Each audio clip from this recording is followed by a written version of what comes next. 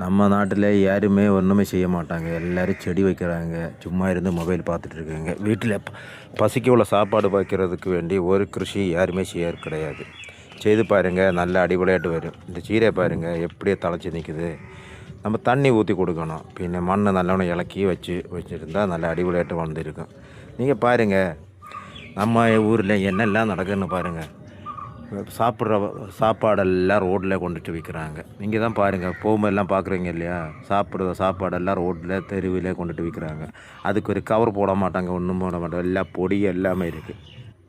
நம்ம போடுற துணிமணி எல்லாம் பாருங்கள், எல்லாம் ஏசி ரூமில் தான் வச்சுருக்காங்க. செருப்பு போகிற ஏசி ரூமு, பேகெல்லாம் ஏசி ரூமு, சொர்ணம் வர ஏசி ரூமில் தான் வச்சுருக்காங்க. சாப்பிட்ற சாப்பாடு மாத்திரம் எல்லாம் எப்படியாவது சாப்பிடுவாங்க. அது யாருக்குமே குழப்பம் இல்லை. எல்லாருக்கும் அசுகம் தான் வருது. ரோகம் இல்லாத யாருமே கிடையாது. எல்லாருக்கும் அசுகம் தான். ஏன் வருது? நீங்கள் பாருங்கள். நம்மளால் முடிஞ்சது செய்யணும். செய்து சாப்பிட்டு பாருங்கள். நல்ல சாப்பாடு சாப்பிட்டா அசுகம்னு வராது. இப்போ எல்லாம் கெமிக்கல் தான் இருக்குது. கெமிக்கல் இல்லாமல் ஒரு பட்சணமும் கிடையாது. நம்ம ஹோட்டலில் போய் பாருங்கள்.